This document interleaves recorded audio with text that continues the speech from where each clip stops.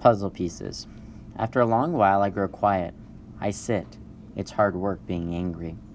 Julia looks at me with wide, disbelieving eyes. I'm panting. I'm a little out of shape. What the heck was that? George demands. Something's really wrong, Julia says. I've never seen Ivan act this way. He seems to be calming down. Thank goodness, George says. Julia shakes her head. He's still upset, Dad. Look at his eyes. My pictures are scattered all over the floor, like huge autumn leaves. What a mess, George says, sighing. Wish I hadn't bothered sweeping tonight. Do you think Ivan's okay? Julia asked. Probably just a temper tantrum, George says. He reaches under a chair to retrieve a brown and red picture. Can't say I blame the guy, stuck in that tiny cage all these years. Julia starts to answer, but then she freezes. She cocks her head. She stares at her feet, where my pictures lie in disarray. Dad, she whispers, come see this. I'm sure he's another Rembrandt, George says. Let's pick these up and get going, Jules. I'm exhausted. Dad, she says again. Seriously, look at this. George follows her gaze. I see blobs, many, many blobs, along with the occasional swirl. Please, can we go home now? That's an H, Dad. Julia bends down, straightening one picture and then another. That's an H. And here. She grabs more pictures. Put this one here. And I don't know, maybe that one.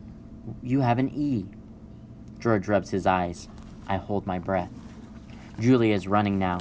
She picks up one picture, sets down another. It's like a puzzle, Dad. This is something. It's a word, maybe words, and a picture of something. A giant picture. Jules, George says, this is crazy. But he's looking at the floor too, wandering from picture to picture and scratching his head.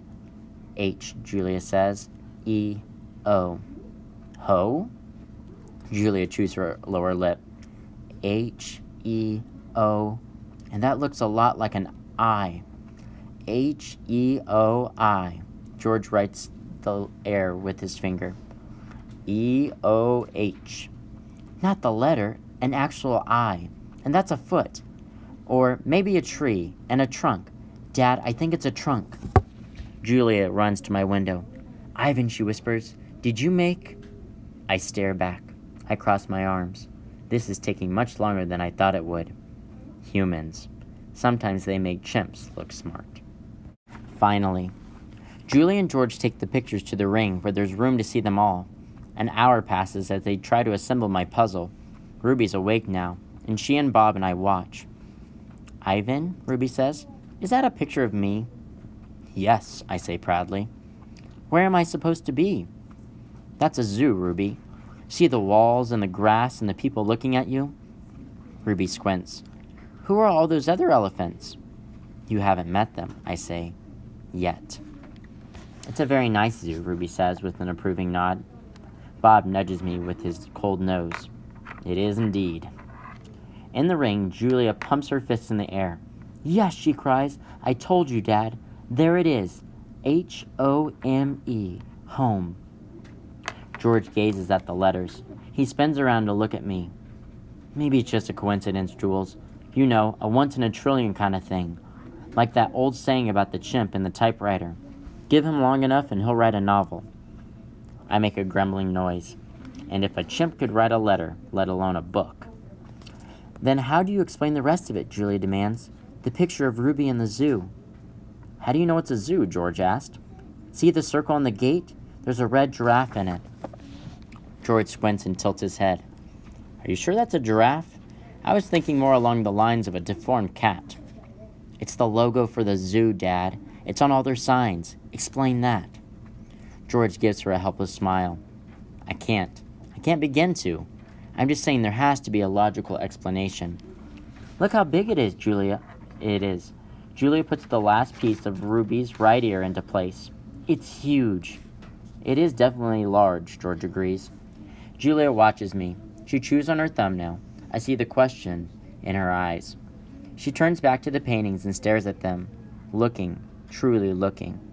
A slow smile dawns on Julia's face.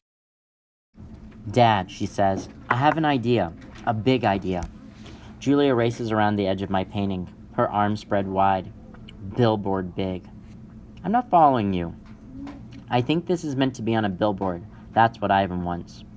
George crosses his arms over his chest. What Ivan wants, he repeats slowly. And you know this because you two have been chatting? Because I'm an artist, and he's an artist. Uh-huh, said George. Julia clasped her hands together. Come on, Dad, I'm begging you. George shakes his head. No, I'm not doing that. No billboard. No way. I'll get the ladder, Julia says. You get the glue. I know it's dark out, but the billboard's lit. Mac'll fire me, Jules. Julia considers. But think of the publicity, Dad. Everyone would know about Ruby. You want me to put up a sign that shows Ruby in a zoo with the word home on it in giant letters. George gestures towards my pictures. A sign, incidentally, that just happens to have been made by a gorilla? Exactly. And you want me to do it without Mac's permission, George asked. Exactly. No, George says. No way. Julia goes to the edge of the ring, careful not to step on any of my paintings.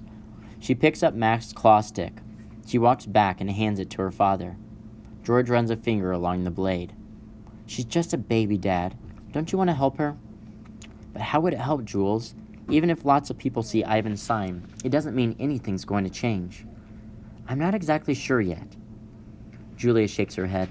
Maybe people will see the sign and they'll know that this isn't where Ruby belongs.